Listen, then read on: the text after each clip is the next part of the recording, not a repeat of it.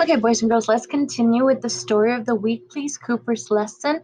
We're going to be looking at page 345 and 346 and 347. Okay, boys and girls, let's start with 345. Okay, this is the cover page of the story, boys and girls, Cooper's lesson. He is Cooper, that is his name. We already met the author, story by Sung Young Shin, illustrated by Kim Kogan, and we see him and his pet, his dog. Again, look at his face, boys and girls. So a little concerned. I don't know. Like I said, I don't know if he's mad or sad. And let's go to the next page. And here we go, boys and girls. Okay. We have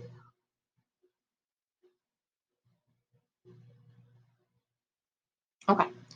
Cooper's pocket felt heavy with his allowance. He leashed his dog Katso and laced his shoes. Be home by dinner time, called Cooper's dad. Cooper, exclaimed his mom, could you pick up some ginger at Mr. Lee's store? Kam sahamdita. Cooper sighed. His mom always insisted on speaking only Korean to Mr. Lee, even though Cooper could barely follow along. Once Mr. Lee had scolded him in Korean for not speaking Korean. Since then, Cooper felt funny every time he walked past the old man's door. Sure, Mom, Cooper called over his shoulder as he and Katso began their walk through the neighborhood. A poster hung in the window of Mr. Lee's grocery store for a new Taekwondo gym in the neighborhood. Both kids on the poster had black hair and yellow-brown skin. Cooper studied his reflection in the window. Brown hair and some freckles. Grandmother Park always said, such white skin. And Grandmother Daly always said, what brown skin. One cousin always teased him about being half and half. Cooper frowned. In the window, the stacked packages of powdered insam and bars of soap wrapped in red and white paper made a perfect miniature skyline. He tied Katso's leash to a no parking sign and went inside. Inside, families filled the aisles, laughing and smiling. Mothers picked up vegetables to carefully inspect their leaves and roots, or gently squeezed round, sweet melons. Others examined the fish in the tank, searching out the largest and liveliest. Inspect. If you inspect something, you look at it carefully to judge its quality. Liveliest person or animal is the one that is the most active or full of energy. All right, boys and girls, let's have our little discussion, please. In the illustration, boys and girls, you see Cooper and his dog, Katsu, and you see his parents, mom and dad. Okay. Um, and he's walking out of his home. You see the steps here. And let's talk about the events in this story, boys and girls. Okay.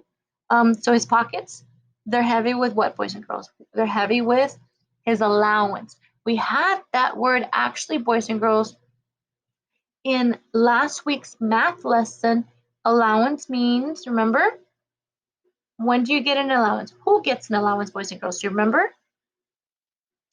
It's a child, a student, a boy, a girl, and they get allowance from their, do you remember? From their parents or an adult, and they usually get money for chores that they do or maybe good grades. So allowance is the money that he got from his parents probably, and they're in his pocket, okay? And he's out the door, and his mom asked him for a favor. She said, could you pick up some ginger at Mr. Lee's store? Okay, so mom asked him to go buy some ginger, and this is ginger, boys and girls. I'm sure you've seen it at the store. A lot of people use it for soup. It's a root for teas. This is ginger, boys and girls. Okay, and this word right here, boys and girls, kamsahamnida. Kamsahamnida. That means thank you. That means thank you in Korean, boys and girls. Thank you. So Cooper sighed, and he said his mom always spoke Korean. That is their language, boys and girls. They are from Korea. So when the mom would go to the store, she would speak Korean to the store owner, Mr. Lee. But Cooper, he doesn't know how to speak Korean, boys and girls. He barely could follow along. And one time, that man at the store scolded him in Korean for not speaking Korean. So the man scolded him, and scolded him, boys and girls, means angry, that you're pointing out their mistake. So the owner of the store, boys and girls, got mad at Cooper because Cooper didn't know how to speak Korean. And so then Cooper felt funny every time he walked past the old man's store. But I don't think he felt funny, boys and girls. I mean, he's not laughing. How do you think he feels, boys and girls, after the store owner got mad at him for not speaking Korean? How do you think Cooper feels every time he goes by this man's store? Not funny, boys and girls. How do you think he feels? What do you think? I think he feels upset, maybe mad, maybe embarrassed. Yeah. Okay. But he said he would do it to his mom. And so he's outside the grocery store, and there's a poster for Taekwondo. So he's already outside of the store, boys and girls, Mr. Lee's store, and in the window he sees a poster for Taekwondo gym. And this is Taekwondo, boys and girls. Okay? This is Taekwondo. So he sees a poster like that outside of the man's store. And as he sees the poster, he also sees in the poster, boys and girls, the both kids with black hair and yellow brown skin color, boys and girls. Okay, and I'm sure that the kids in the poster for Taekwondo were Korean kids. That nationality, that type of nationality, right, where they're from, Korean. And so Korean kids, they have black hair and yellow brown skin. Okay. Well, then Cooper looked at his reflection in the mirror, and he didn't have black hair, boys and girls. He had brown hair and freckles. And one of his grandmother's, boys and girls, Grandmother Park, I'm going to take you to this. Grandmother Park, right here, boys and girls. Grandmother Park always said such white skin. That's what one grandma said. But then other grandma, boys and girls, because he has two grandmothers, right? He has the mom of his mom and the mom of his dad. But then Grandma Daly always said, "Ooh, what brown skin!" And you can see, boys and girls, with those exclamation marks. I don't think those grandmothers are being too nice about it. So one grandmother says, "Oh, your skin's too white." The other grandmother says, "Oh, your skin's too brown."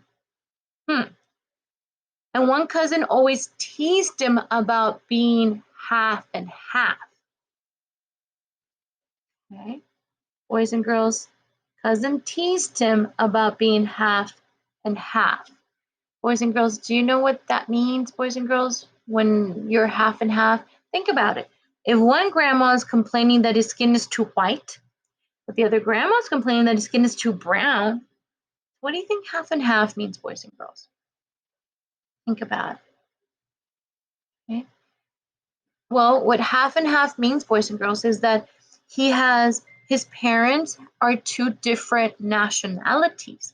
I'm thinking one of his parents must be Korean, and I'm thinking the other parent is American.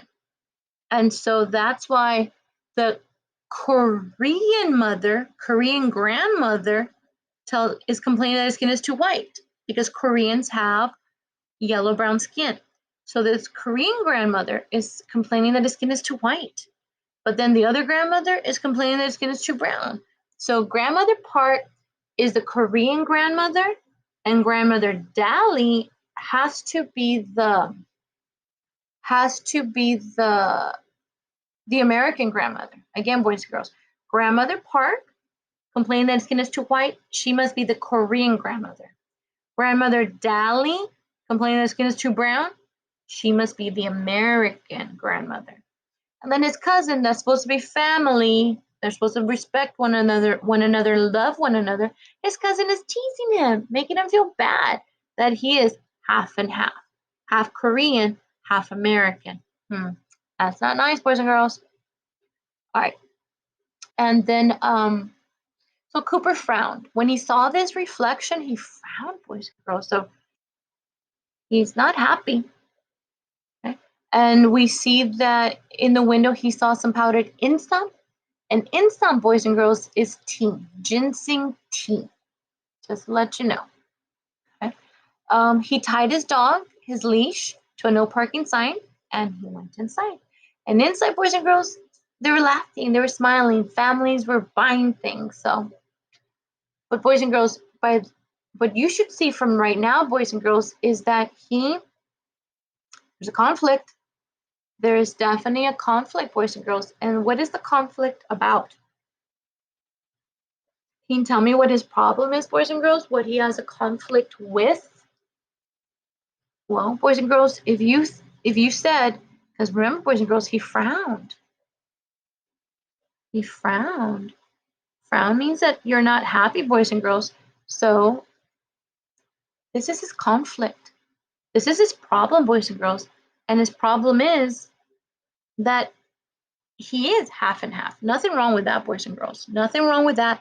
But it's a conflict for him because grandma's picking on him, that grandma's picking on him, and that other grandma's picking on him, and even his cousins are picking on him. His family's not supporting him, boys and girls, and that's sad. And that's why he frowns because he's looking at himself in the mirror, in the window, perdón. He's looking at himself in the window, and he's just remembering how both grandmothers treat him and how his cousin treats him. That's sad, boys and girls. Okay, boys and girls.